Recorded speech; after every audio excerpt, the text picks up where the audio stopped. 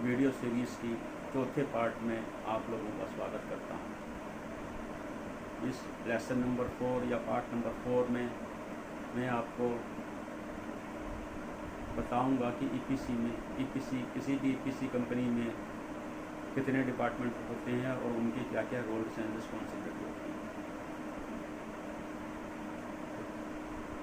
तो चलिए, वीडियो शुरू करने से पहले मैं आपसे अनुरोध करता हूँ कि और आशा करता हूँ कि आपने मेरे पिछले तीनों वीडियो देखे होंगे जिसमें मैंने लेसन नंबर 1, 2 और 3 के डिटेल्ड में एक्सप्लेन किया है। अगर आपने वो वीडियो नहीं देखे तो इस वीडियो के नीचे लिंक में मैंने उन तीनों वीडियो को डिटेल दे रखी है। आप उसकी मदद से वो तीनों वीडियो देख सकते हैं। चलो अब अपने मेन आज के लेसन नंबर 4 पे चलते हैं। सबसे पहले किसी भी ईपीसी प्रोजेक्ट में मेनली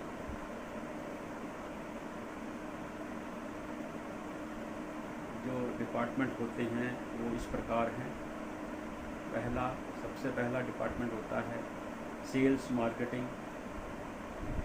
दूसरा डिपार्टमेंट होता है डिज़ाइंस एंड ड्राइंग्स डिपार्टमेंट। और तीसरा डिपार्टमेंट होता है प्रोजेक्ट डिपार्टमेंट। और चौथा डिपार्टमेंट होता है कंस्ट्रक्शन डिपार्टमेंट। और पांचवा डिपार्टमेंट होता है आपका परचेस पब्लिक वेंडरिंग डिपार्टमेंट। इसके बाद छठा जो मेन डिपार्टमेंट होता है वो होता है क्वालिटी कंट्रोल का। और इसके बाद सातवां डिपार्टमेंट जो होता है वो होता है लॉजिस्टिक का। और इसके बाद अकाउंट्स एंड कमर्शियल डिपार्टमेंट होती है जो कि कमर्शियल एक्टिविटीज़ की देखभाल करते हैं।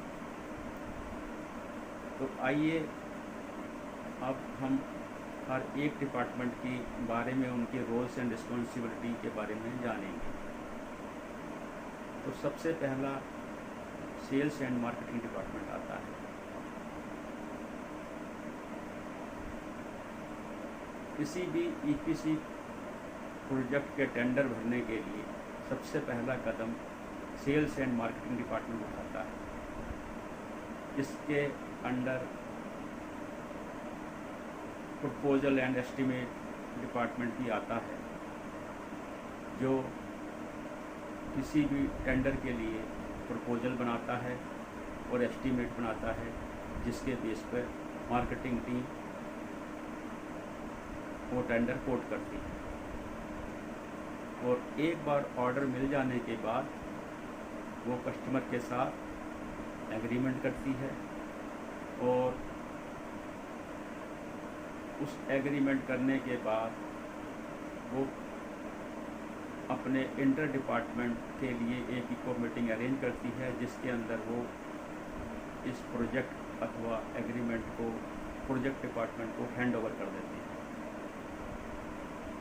इसके बाद वो एक कस्टमर के साथ एक मीटिंग अरेंज करते हैं जिसमें वो प्रोजेक्ट मैनेजर और उसकी प्रोजेक्ट बेस्ड टीम को इंट्रोड्यूस करते हैं। अब तो दूसरा मेन डिपार्टमेंट आता है, वो आता है प्रोजेक्ट डिपार्टमेंट। सेल्स डिपार्टमेंट से एग्रीमेंट अथवा परचेस ऑर्डर लेने के बाद परचेस मैनेजर की एक्टिविटीज चालू हो जाती है। अगर किसी भी ईपीसी प्रोजेक्ट के बारे में अगर कहेंगे तो प्रोजेक्ट मैनेजर की जो रोल होता है उसको आप किसी भी कंपनी के एमडी से कंपेयर कर सकते हैं। किसी भी प्रोजेक्ट के लिए एक प्रोजेक्ट मैनेजर एक मैनेजिंग डायरेक्टर का काम करता है और उसकी ये मेन रिस्पॉन्सिबिलिटी होती है कि उस प्रोजेक्ट को वो कंप्लीट करे within budget, within time and to the satisfaction of the customer. अगर कोई प्रोजेक्ट सक्सेसफुली कमीशन होता है तभी एक प्रोजेक्ट मैनेजर सक्सेसफुल कहलाता है।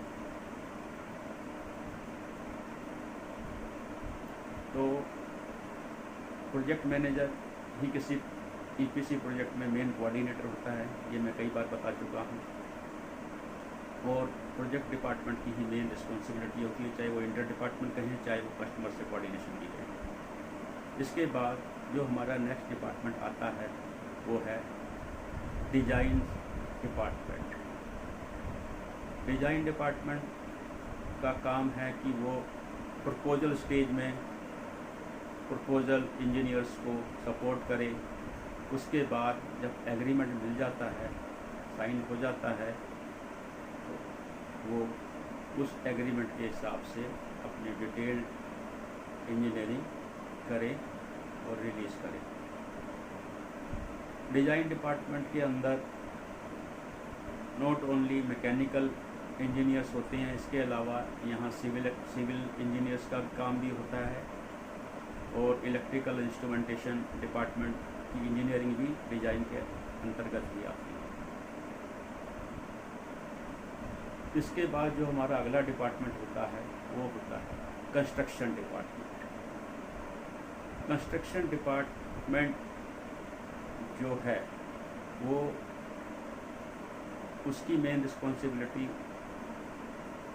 कॉन्ट्रैक्टर सब कॉन्ट्रैक्टर फाइनलाइज करना होता है, चाहे वो मैकेनिकल हो, इलेक्ट्रिकल हो, इंस्ट्रूमेंटेशन हो या सिविल। और साइट एक्टिविटीज़ को पूरा कंट्रोल कंस्ट्रक्शन मैनेजर ही करता है और एक प्रोजेक्ट मैनेजर कंस्ट्रक्शन डिपार्टमेंट के थ्रू ही साइट एक्टिविटीज़ पे नज़र रखता है। और हमारा नेक्स्ट डिपार्टमेंट आता है परचेज या वेंडरिंग डिपार्टमेंट, जिसका काम होता है कि वो किस तरह एक प्रोजेक्ट की परचेसिंग करते वक्त किस तरह से उसको इकोनॉमिकल रखें, कितनी सेविंग करके दें और कौन से अच्छे वेंडर चुनें जिससे कि एक प्रोजेक्ट टाइमली एग्जीक्यूट हो पाए। इसके बाद जो डिपार्टमेंट आता है उसका नाम है quality control department. Quality control department एक ऐसा डिपार्टमेंट है जो कि एक पैनी दृष्टि रखता है वेंडर्स की मैन्युफैक्चरिंग के ऊपर, और वो ये इंश्योर करता है कि कोई भी प्रोडक्ट अगर किसी भी वेंडर के वर्क से डिस्पैच हो रहा है तो वो पूरी तरीके से एज़ पर ड्राइंग्स और क्वालिटी स्टैंडर्ड के हिसाब से बन के निकले। इसके बाद जो अगला डिपार्टमेंट आता है वो है लॉजिस्टिक डिपार्टमेंट। तो लॉजिस्टिक डिपार्टमेंट का काम ये होता है कि जो भी सामान एक बारी बन जाता है उसको किस तरह सुरक्षित और टाइमली अपनी प्रोजेक्ट साइट पे डिलीवर करें। तो ये तो हो गए हमारे डिफरेंट डिपार्टमेंट। इसके बाद जो हमारी कमर्शियल एक्टिविटीज़ देखते हैं उसमें जो डिपार्टमेंट आते हैं, पहला डिपार्टमेंट आता है अकाउंट्स डिपार्टमेंट्स, जो कि किसी प्रोजेक्ट की बिल रेज करता है। और जो कमर्शियल डिपार्टमेंट होता है वो ये इंश्योर करता है कि एक प्रोजेक्ट मैनेजर जितनी भी ऑब्लिगेशंस दी हुई हैं एक एग्रीमेंट में उसको टाइमली पूरा करे। और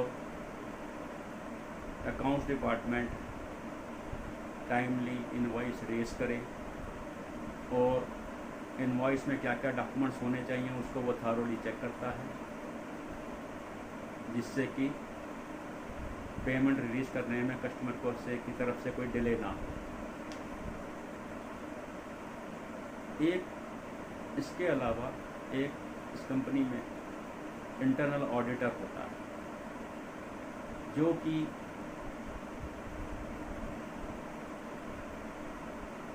सारे परचेज ऑर्डर और वर्क ऑर्डर पर नज़र रखता है, वो उसे पूरी तरीके से चेक करता है और इंश्योर करता है कि ईपीसी कंपनी को जो सप्लायर है वो बिल्कुल इकोनॉमिकल दाम में अच्छे से अच्छा प्रोडक्ट दे।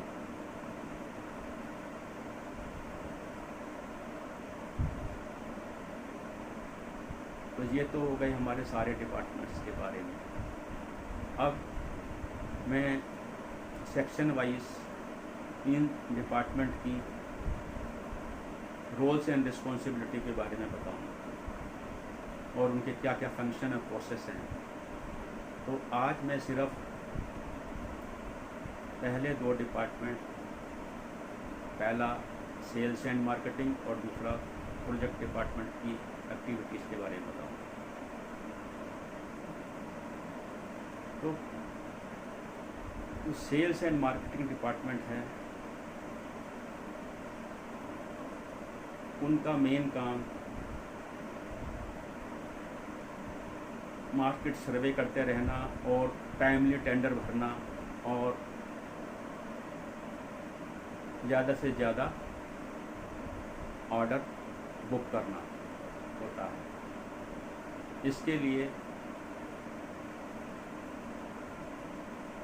ये लोग सबसे पहले ये ध्यान रखते हैं कि किसी भी ऑर्डर को कंप्लीट करने के लिए किस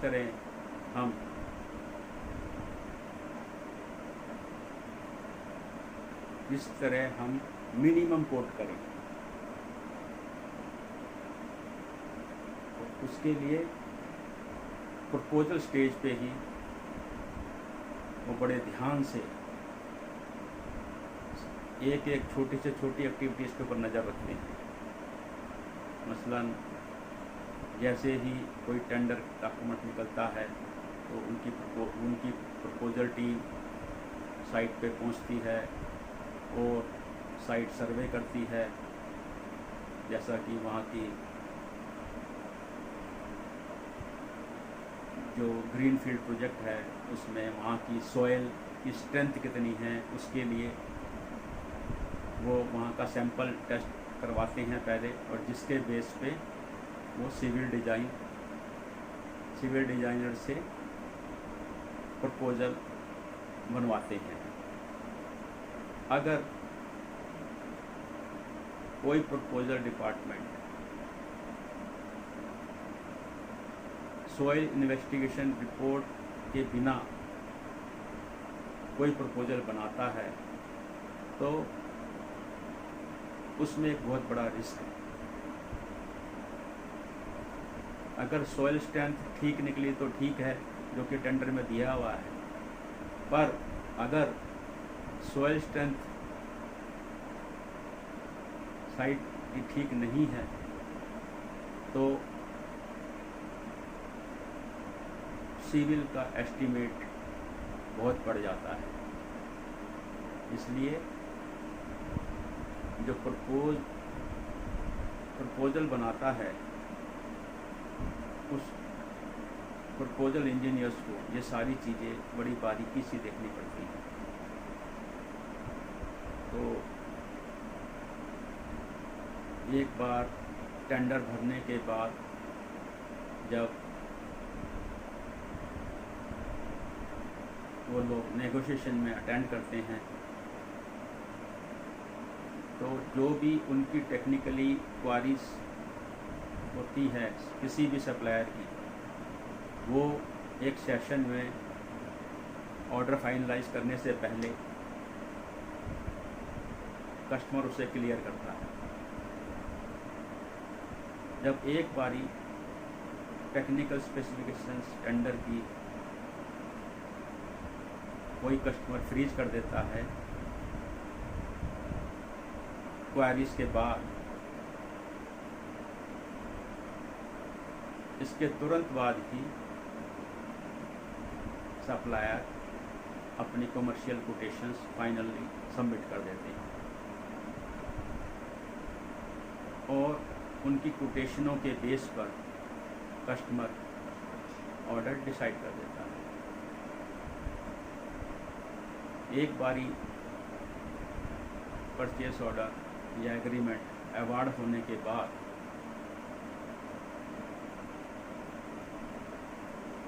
सेल्स एंड मार्केटिंग डिपार्टमेंट सारी की सारी कमर्शियल फॉर्मेलिटीज़ एक कस्टमर के साथ पूरी करता है।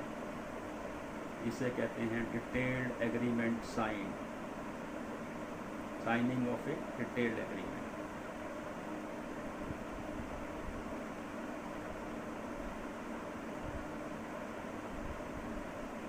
पर जब एक बारी एग्रीमेंट साइंड हो जाता है तो उसके बाद कस्टमर की सारी ऑब्लिगेशनें ख़त्म हो जाती हैं। इसीलिए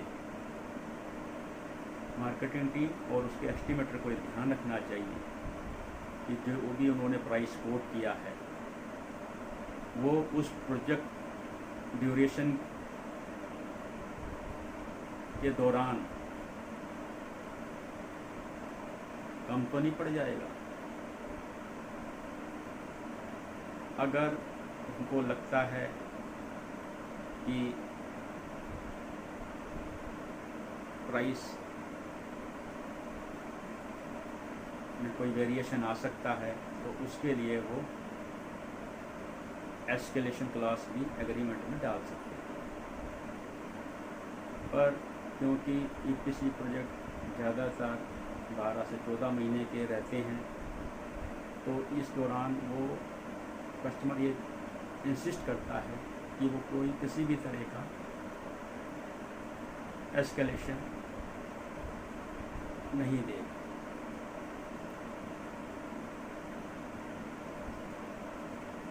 इसी के बेस पे एस्टिमेटर अपना कंटीजेंसी मार्जिन बिल्ड करके ही अपने रेट को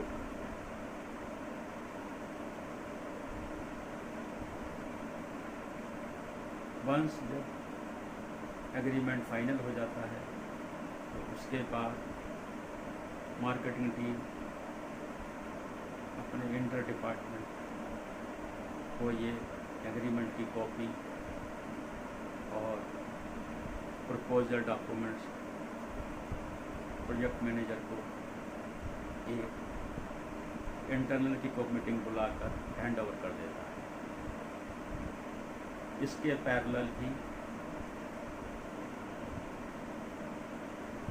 मार्केटिंग टीम एक क्लाइंट के साथ की कॉप मीटिंग अरेंज करती है जिसमें वो प्रोजेक्ट मैनेजर को इंट्रोड्यूस करते हैं और उसके बाद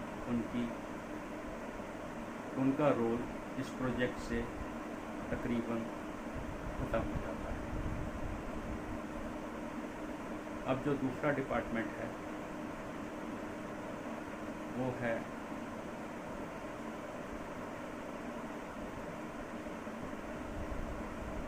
प्रोजेक्ट डिपार्टमेंट। प्रोजेक्ट डिपार्टमेंट क्योंकि मेन कोऑर्डिनेटर रहता है किसी भी प्रोजेक्ट के लिए, इसीलिए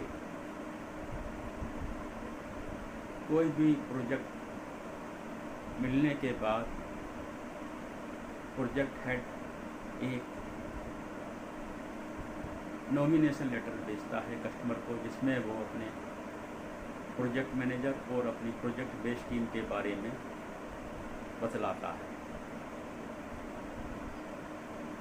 उस लेटर में क्लियरली लिखा होता है कि हमारा प्रोजेक्ट मैनेजर ही इस कंपनी की तरफ से सिंगल पॉइंट कांटेक्ट होगा कस्टमर के लिए और उसके कंसल्टेंट के लिए। उनकी कोई भी क्वारी होगी तो वो उसको प्रोजेक्ट मैनेजर को एड्रेस करेंगे।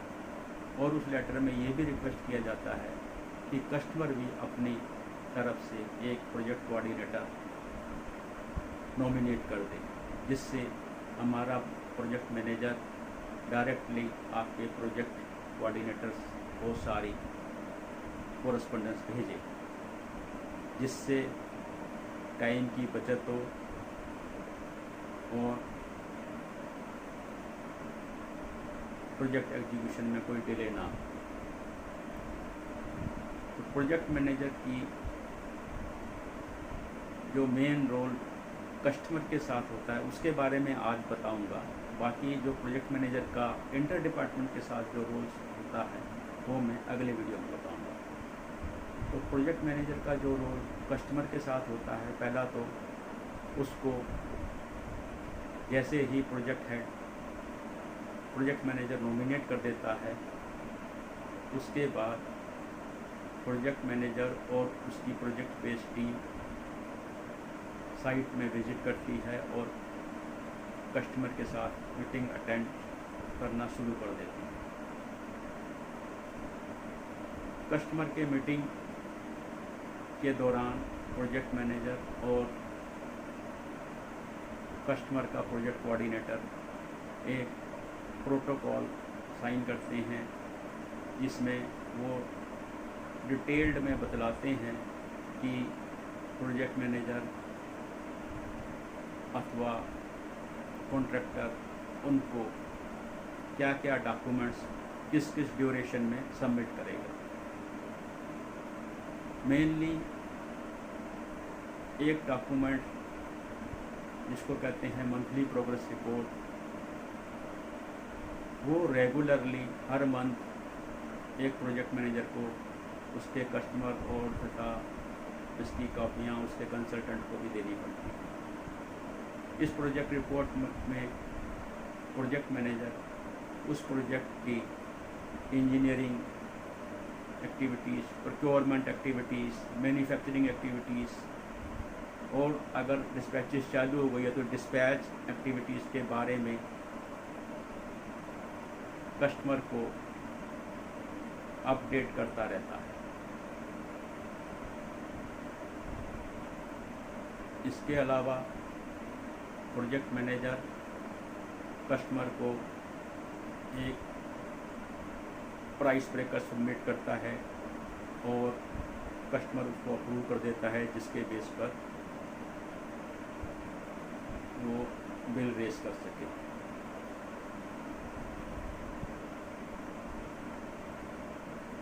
इसके अलावा प्रोजेक्ट मैनेजर को कस्टमर को एक डिटेल्ड प्रोजेक्ट शेड्यूल सबमिट करता है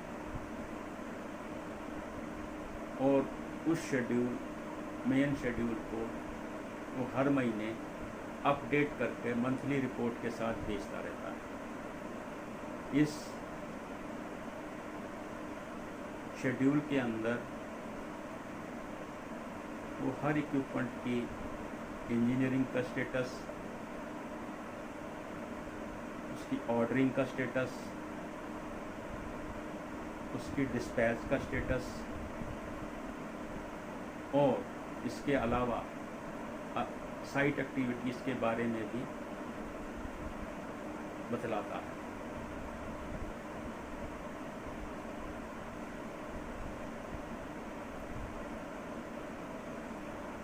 अगला जो कस्टमर के साथ प्रोजेक्ट मैनेजर का इंटरेक्शन होता है वो होता है उसके कंसल्टेंट के साथ मीटिंग। यहाँ तो कस्टमर अपने कंसल्टेंट को साइट पे ही बुला लेता है या कस्टमर और उनका कंसल्टेंट ईपीसी कॉन्ट्रैक्टर के ऑफिस में विजिट करता है और उसके सब वेंडर्स के वर्क्स में भी विजिट करते हैं ताकि वो फिज़िकली प्रोग्रेस क्या चल रही है हर आइटम्स की देख सके। वैसे तो प्रोजेक्ट मैनेजर अपनी project reports and monthly project report में इन सारी एक्टिविटीज़ के बारे में खबर देता रहता है, परंतु उसको क्लाइंट का जो कंसल्टेंट होता है वो और उसके रिप्रेजेंटेटिव फिज़िकली विजिट करके इंश्योर करते हैं कि जो भी इंफॉर्मेशन मंथली प्रोग्रेस रिपोर्ट में दी गई है वो सही है अथवा नहीं। तो आज की वीडियो में इतना ही। प्रोजेक्ट मैनेजर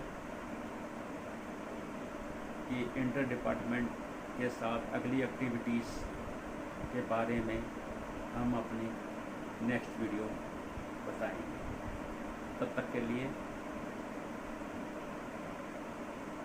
कृपया वेट कीजिए और अगली वीडियो का इंतज़ार कीजिए। धन्यवाद। जो व्यूअर्स ये वीडियो मेरी वीडियो पहली बार देख रहे हैं और जिन्होंने मेरी पुरानी वीडियो जिनमें मैंने पार्ट 1, पार्ट 2 और पार्ट 3 जो रिलीज़ हुए हैं उनको नहीं देखा है तो वो मेरे इस वीडियो के लिंक में जाकर उन तीनों वीडियोस को देख सकते हैं। एट लास्ट मैं आपसे अनुरोध करता हूँ कि आप मेरी वीडियो को लाइक कीजिए और सब्सक्राइब कीजिए ताकि